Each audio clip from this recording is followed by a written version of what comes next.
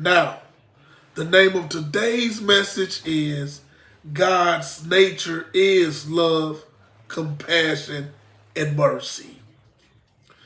Okay, now I know you've heard God go get you.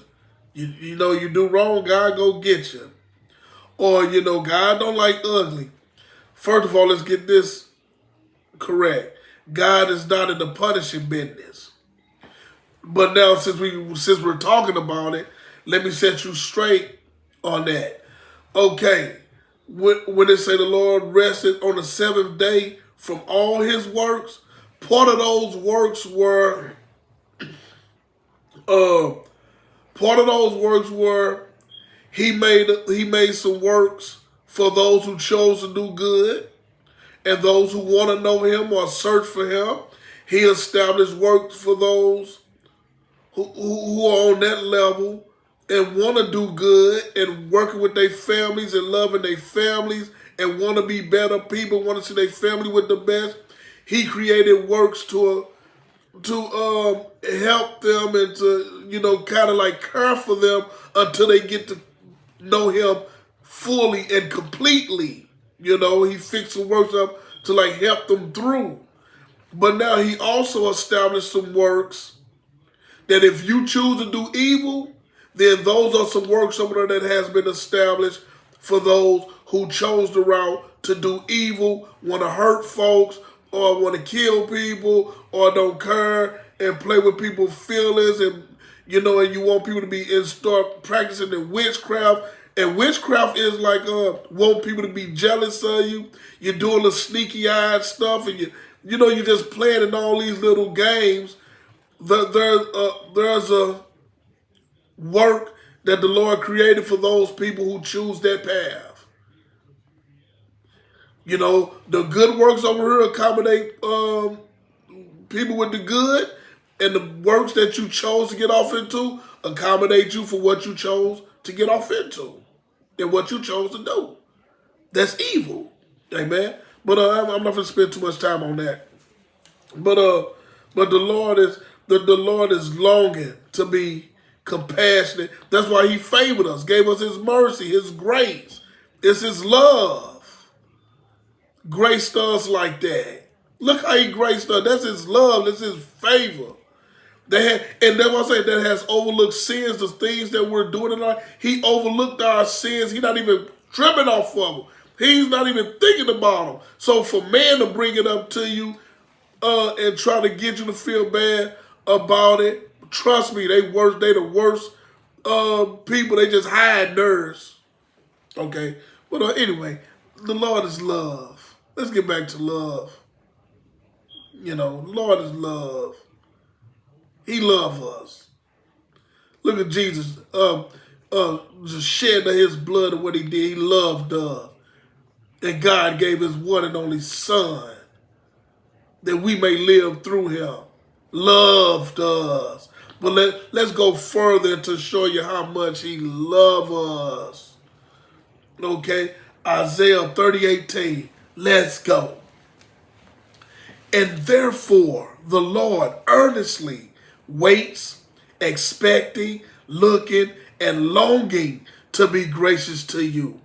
And therefore he lifts himself up that he may have mercy on you and show loving kindness to you. For the Lord is a God of justice. Blessed, happy, fortunate to be envied are all those who earnestly wait for him, who expect and look and long for him, for his victory, his favor, his love, his peace, his joy, and his matchless, unbroken companionship. I don't want to cry. See, when I'm by myself and I get to recognize these things, I cry. Did you hear that? All this love? This love here will break it down. He loves us. That's his compassion. That's his nature. Okay? Thank you, Father. Thank you, Jesus. Thank you. Hey. Thank you, Lord. Let's go to 1 Corinthians 10:13. See, you know, and as I'm talking about his love right now, because that is the gospel, his love for us. And as I'm talking about his love, I mean, something's happening right now because, I mean, the presence of God is just, it's just things is changing in this atmosphere right now, just talking about his love. 1 Corinthians 10:13. Okay, watch this. It says, for no temptation, no trial, regarded as enticing to sin, no matter how it comes or where it leads, has overtaken you and laid hold on you that is not common to man. That is, no temptation or trial has come to you that is beyond human resistance and that is not adjusted and adapted and belonging to human experience. And such as man can bear. But God is faithful to his word and to his compassionate nature. And he can be trusted not to let you be tempted and tried and assailed beyond your ability and strength of resistance and power to endure.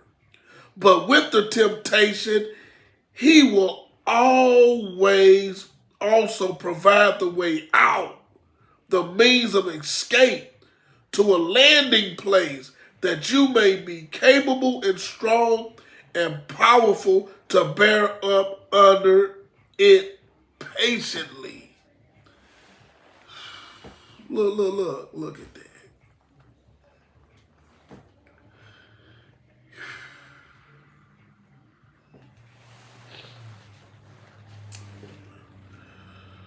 Okay, let's go to 2 Corinthians. Thank you, Lord.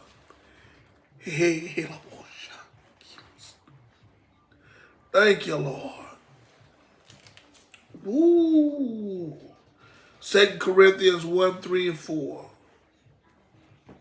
It says, blessed be the God and Father of our Lord Jesus Christ, the Father of sympathy, pity, and mercy, and the God who is the source of every comfort, consolation, and encouragement, who comforts, consoles, and encourages us in every trouble, calamity, and affliction, so that we may also be able to comfort, console, and encourage those who are in any kind of trouble or distress, with the comfort, consolation, and encouragement with which we ourselves are comforted, consoled, and encouraged by God. And just listen to that. You see that? Now you see how the Lord it has encouraged me, and now now I can encourage somebody else. And that's what the Lord wants from each and every one of us. He wants to encourage us. He wants to be our God. He wants to sympathize with us and comfort us in order for us to be able to comfort somebody else. If that's not love, what is it? Thank you. Thank you, Lord. Thank you. Thank you, Father. Thank you, Jesus.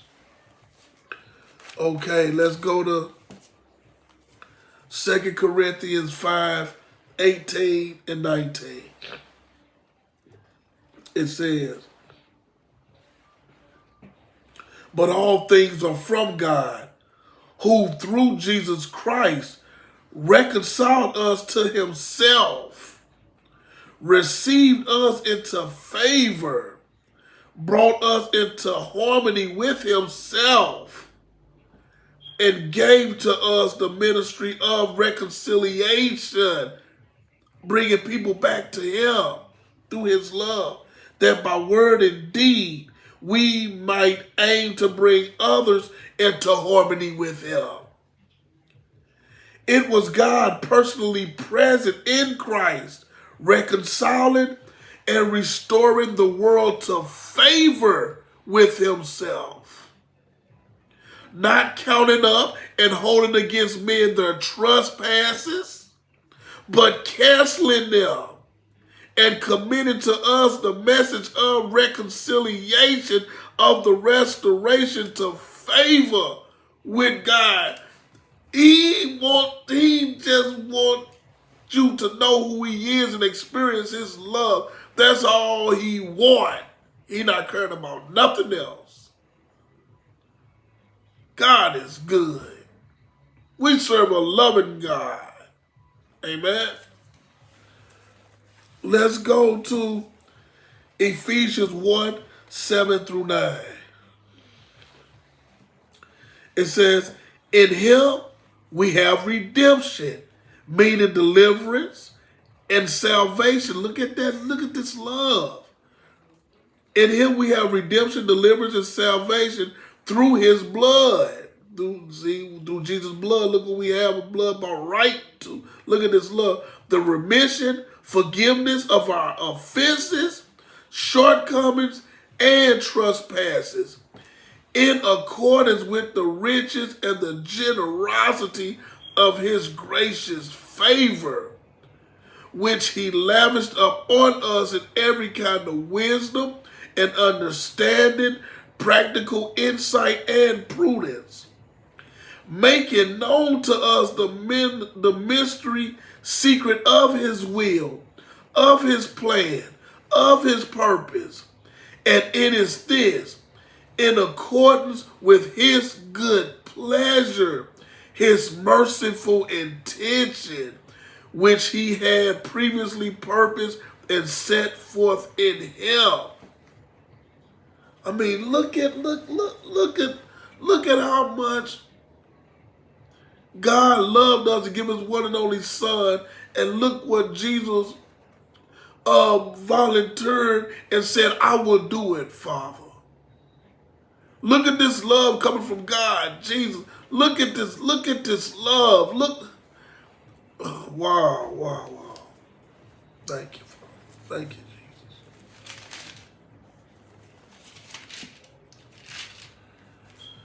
Okay, let's go to 1 John 1:9. It says, 1:9.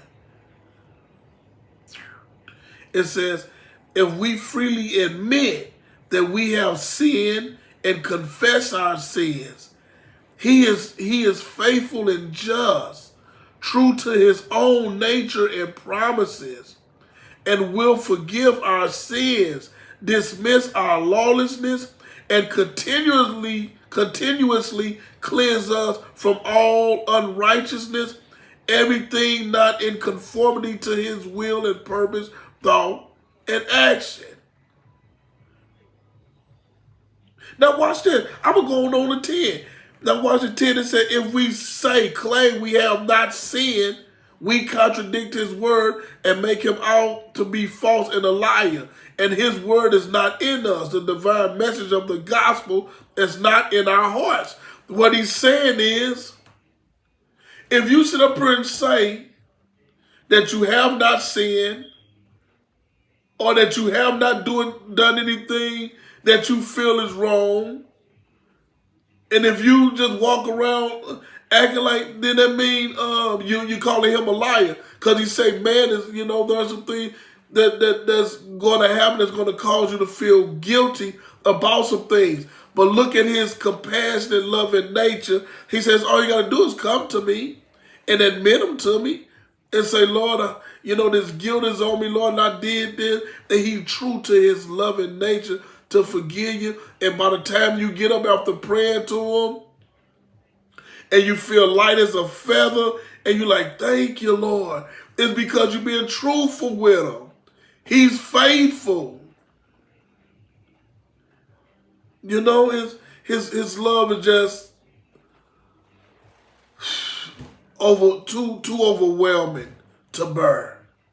His love will flood you, man. You just fall to your knees and thankful. His love is just, Father, thank you. Thank you for giving us your Son, the Son of your love, that we may have access to your love. Thank you, Father, that through your love, we become mature. Through your love, our cups overflow. Through your love, we're able to help others with the same love you have loved us and comforted us with. Thank you, Father, for just loving us. Love, we can't thank you enough. Thank you, Father. Lord, we thank you that your love has brought us a mighty long way. And we thank you that your love is going to continue to bring us to the place you want us to be. And we thank you. In Jesus' name, amen.